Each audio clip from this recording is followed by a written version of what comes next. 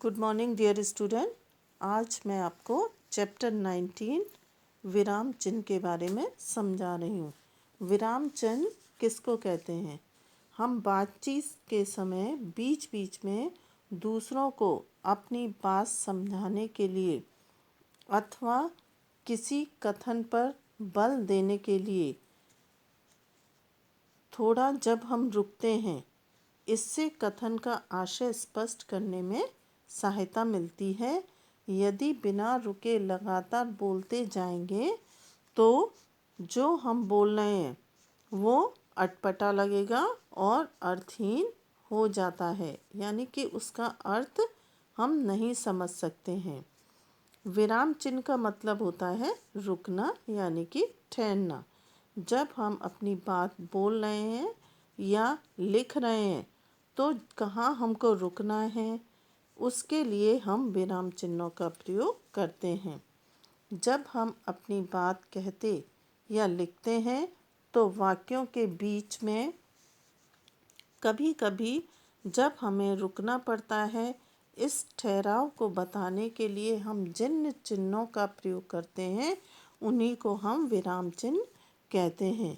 जैसे जैसे ये एक उदाहरण दिया गया है, जैसे राधिका, मोहिनी, प्रिया और आशी बगीचे में गईं। तो ये 3 नाम दे रखे हैं। इसमें बीच में अल्प विराम लगा हुआ है, यानी कि राधिका, इसके बाद हमें रुकना है तो इसके लिए हम अल्प विराम का प्रयोग करेंगे। मोहिनी, फिर इसके बाद अल्प विराम। प्रिया और आशी बगीचे में गई हैं और वाक्य के अंत में हम हमेशा क्या लगाते हैं? पूर्ण विराम लगाते हैं। विराम चिन्हों के प्रयोग से न केवल रुकने के स्थान का पता चलता है, बल्कि वाक्य को समझने में भी आसानी होती है।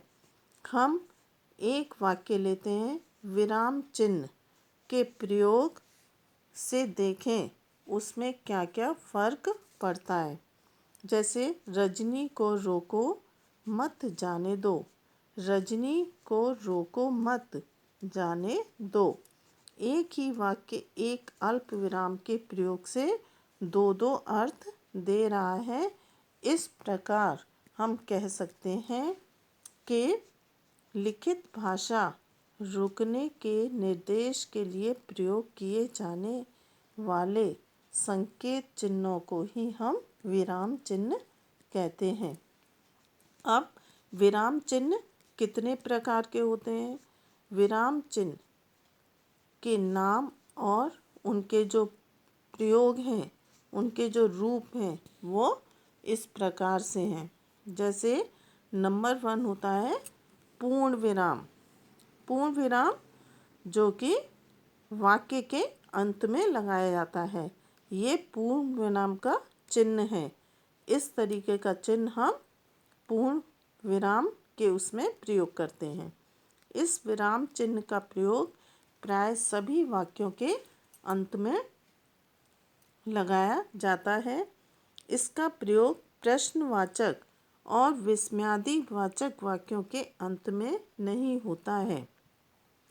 जैसे राम अयोध्या के राजा हैं, तो ये वाक्य जब हमारा पूरा हो गया तो इसके अंत में हम पूर्ण विराम का प्रयोग करेंगे। ऐसे ही सीता राम की पत्नी हैं, तो वाक्य के अंत में हमने पूर्ण विराम का प्रयोग किया है। नेक्स्ट है प्रश्नवाचक। प्रश्नवाचक, जब हम कोई प्रश्न करते हैं तो उस वाक्य के अंत में हमेशा प्रश्नवाचक चिन्ह का प्रयोग करते हैं। ये प्रश्नवाचक चिन्ह है। जैसे तुम्हारा नाम क्या है, इसके अब हम किसी से जब कुछ पूछ रहे हैं, प्रश्न कर रहे हैं, तो इसके वाक्य के अंत में प्रश्नवाचक चिन्ह का प्रयोग करेंगे। क्या तुम बाजार जाओगे, ये भी हम पूछ रहे हैं, क्वेश्चन कर रहे हैं, तो इसके अंत में भी हम प्रश्नवाचक चिन्ह का प्रयोग करेंगे। इसके बाद विस्मयादिबोधक चिन्ह, ये विस्मयादिबोधक का चिन्ह है। इस तरीके से विस्मयादिबोधक का चिन्ह हम लगाते हैं। विस्मयादिबोधक शब्दों के साथ या वाक्यों के अंत में लगता है। कभी कभी संबोधन शब्दों के साथ भी हम इसका प्रयोग करते हैं, जैसे वाह। एकदम से जब हम किसी चीज़ को देखकर खुश होते हैं तो वाह, एक उसके आगे हमने क्या प्रयोग किया है? विस्मयादि बोधक चिन्ह का प्रयोग किया है। तुमने तो कमाल कर दिया। हाय, मैं बर्बाद हो गया।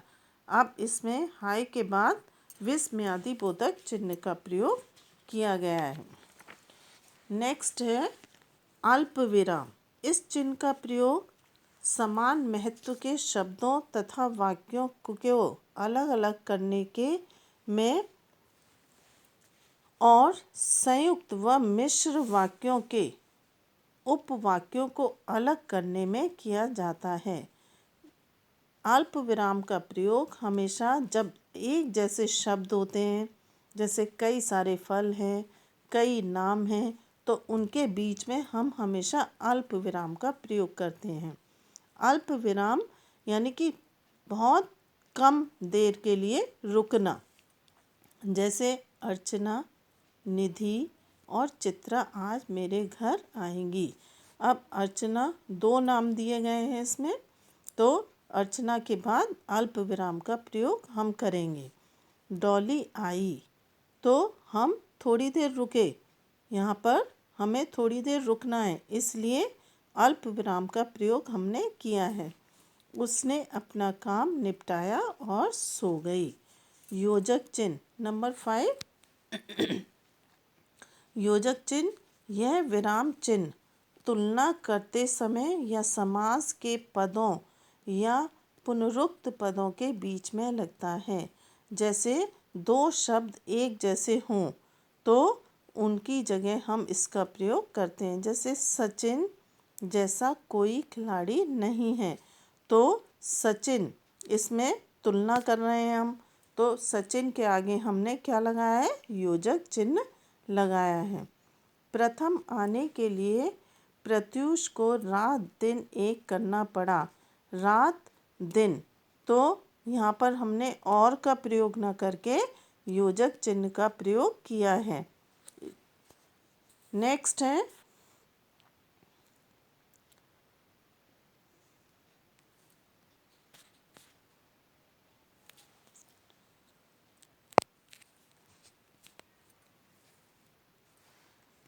डैश, निर्देशक चिन्ह। इसको हम कहते हैं निर्देशक चिन्ह। यह चिन्ह योजक चिन्ह से थोड़ा बड़ा होता है, लंबा होता है। जैसे ये योजक चिन्ह छोटा है, उसके मुकाबले निर्देशक चिन्ह क्या होता है? थोड़ा लंबा होता है। इसका प्रयोग संवाद बोलने वालों के नाम के बाद किसी की व्याख्या स्पष्ट करते समय या उदाहरण देते समय हम इसका प्रयोग करते हैं। जैसे कहानी का शीर्षक इस प्रकार है। अब हमें कहानी के बारे में आगे बताना है, तो उसके लिए हमने निर्देशक चिन्ह का प्रयोग किया है। संज्ञा के 3 भेद होते हैं, तो संज्ञा के 3 भेद होते हैं, इसमें हमने निर्देशक चिन्ह का प्रयोग किया है। नंबर 7 उद्धरण चिन्ह। ये उद्धरण चिन्ह 2 तरह के होते हैं, डबल और सिंगल। उद्धरण चिन्ह जो डबल होता है, इस विराम चिन्ह का प्रयोग उस समय किया जाता है जब किसी कथन को ज्यों का त्यों हम लिख देते हैं। जैसे माँ ने कहा, बेटा आज घर जल्दी आना, तो माँ के कहे हुए शब्दों को हम किस में करेंगे? डबल उद्धरण चिन्ह में इसका प्रयोग करेंगे। अध्यापिका ने कहा, अपना नाम बताओ। इसी प्रकार से हम, किसने कहा? अध्यापिका ने कहा, तो उनके कहे गए शब्दों को हम अपना नाम बताओ किस में करेंगे? डबल निर्देशक, वो डबल उद्धरण चिन्ह में इसका प्रयोग करेंगे।